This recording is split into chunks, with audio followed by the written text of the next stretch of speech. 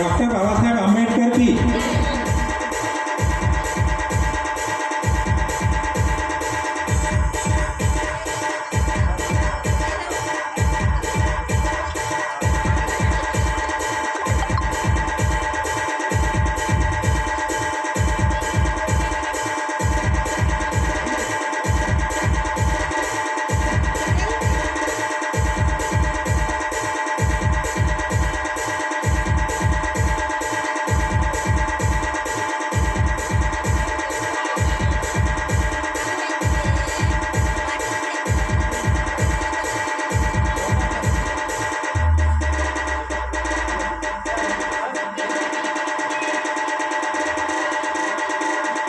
DJ Asif SK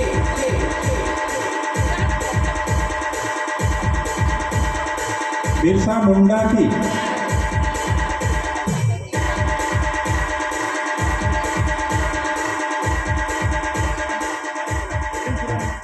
मान्यवर काशीराम जी की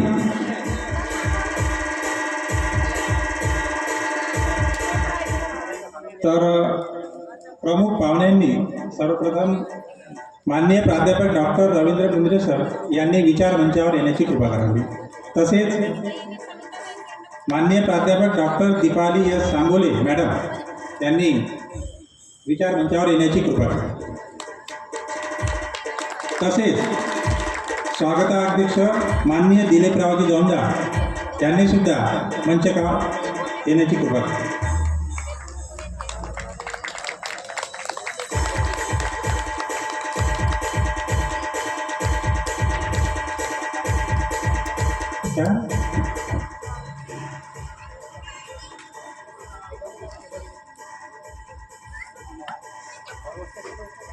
शिक्षण बचाव संघर्ष समिती तिवसा यांच्यातर्फे मान्यवर साहेब काशीरामजी यांच्या जयंतीनिमित्त राष्ट्रीय शैक्षणिक धोरण 2020च्या विरोधात आणि UGC विद्यापीठ अनुदान आयोग समता विधेयक 2026च्या समर्थनार्थ आजचा कार्यक्रम खुले चर्चासत्र व स्वाक्षरी अभियान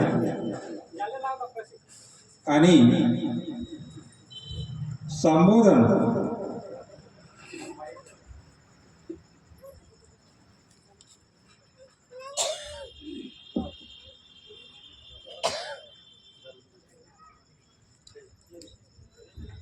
अशा प्रकारे आयोजित केलेला आहे। तर उपस्थित प्रमुख पाहुण्यांचं स्वागताचा कार्यक्रमाला सुरुवात करूया।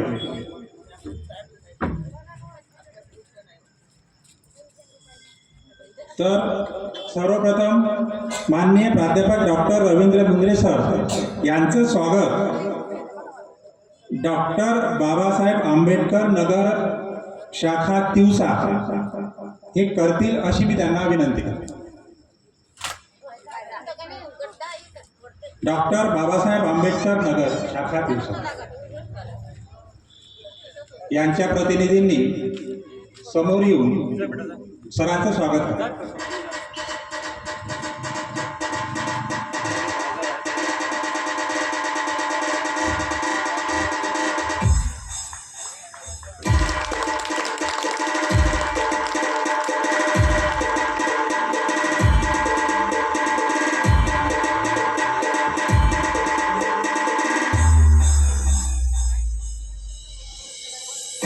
तसेच कार्यक्रमाचे प्रमुख मार्गदर्शक माननीय प्राध्यापक doctor Deepali S Sangole madam यांचं स्वागत लुंबिनी नगर शाखा तिवसा यांचे प्रतिनिधी करतील अशी मी त्यांना विनंती करतो। लुंबिनी नगर शाखा तिवसा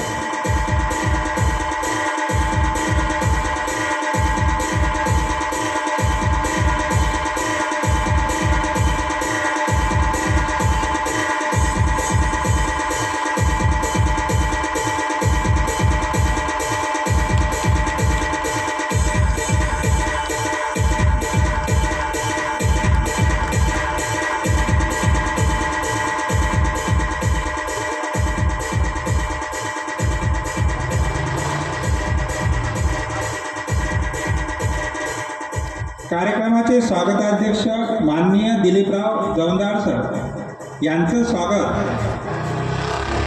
आनंदवाडी शाखा तिवसा यांचे प्रतिनिधी करतील अशी मी त्यांना विनंती करतो. आनंदवाडी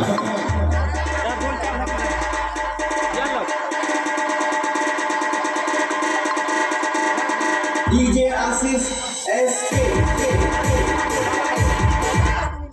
याला 2-4 जण लोक या काकू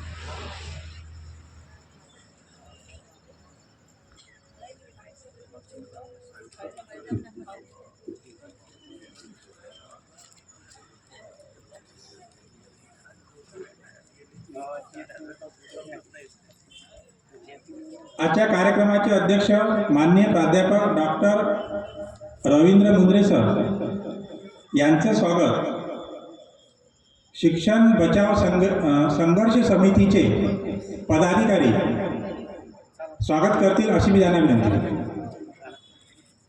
संजय भाऊ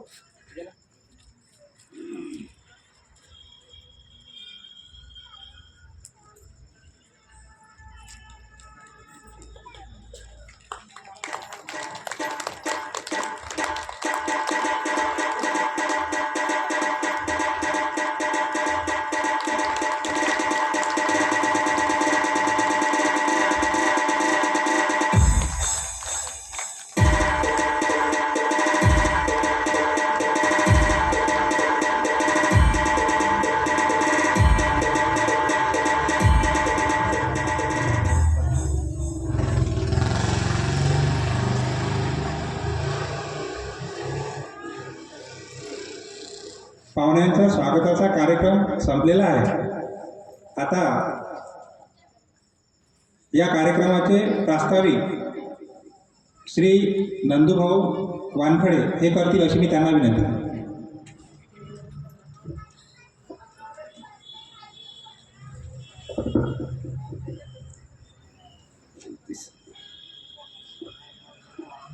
तथागत भगवान गौतम बुद्ध, सम्राट अशोक, छत्रपती शिवाजी महाराज, छत्रपती संभाजी महाराज, क्रांतीसूर्य महात्मा ज्योतिराव फुले, सावित्रीबाई फुले, शेख फातिमा, राजश्री शाहू महाराज, बोधिसत्व डॉक्टर बाबासाहेब आंबेडकर, क्रांतीवीर बिरसा मुंडा, साहित्यरत्न अण्णाभाऊ साठे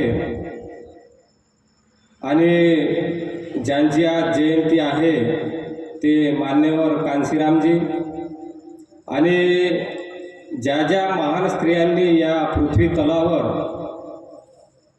आणि ज्या महान स्त्रियांनी या पृथ्वी तलावर समतावादी समाज व्यवस्थेची प्रस्थापना करण्यासाठी आहुती दिली, आपलं आयुष्य झिजवलं, अशा सर्वांना मी अभिवादन करतो.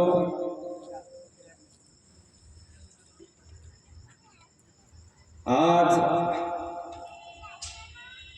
15 मार्च 2026ला शिक्षण बचाव संघर्ष समिती तिवसाच्या वतीने हा कार्यक्रम आयोजित करण्यात येत आहे.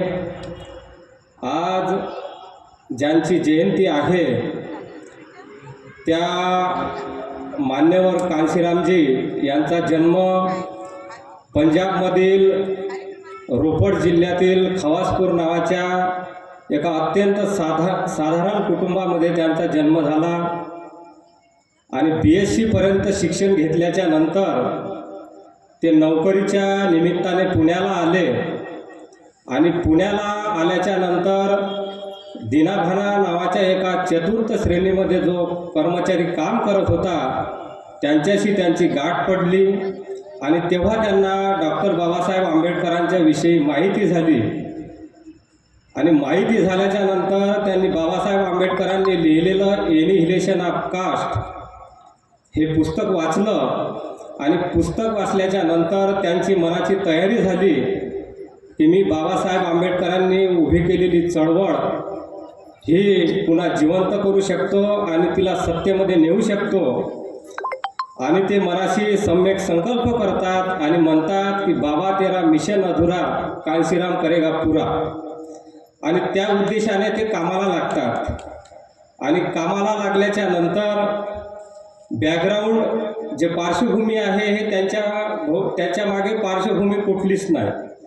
पंजाबचा माणूस महाराष्ट्रामध्ये नोकरीला येतो, ना त्याला भाषेची पार्श्वभूमी, ना त्याला जातीची पार्श्वभूमी, ना त्याला समाजाची पार्श्वभूमी, ना आजच्या नेत्यासारखी ना कुठल्या घराण्याची पार्श्वभूमी.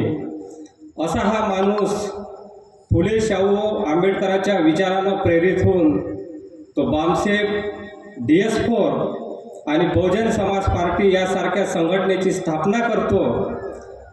आणि संघटना बांधत असताना त्यांची जे संघटन बांधण्याचे जे कौशल्य होते, ज्यामध्ये प्रशिक्षण शिबिर असो, सायकलने प्रचार प्रसार असो, भिंती रंगवणे असो, तोरणे जर बांधली तर एक तर आकाश पहा नाही तर तोरणं पहा, या पद्धतीची त्यांची जे काम करण्याची जी पद्धती होती, संघटन बांधण्याची जी कला होती, ही कला त्यांनी ना कुठल्या पुस्तकामधून वाचून शिकली, ना कुठल्या खंडामधून वाचून ते शिकले.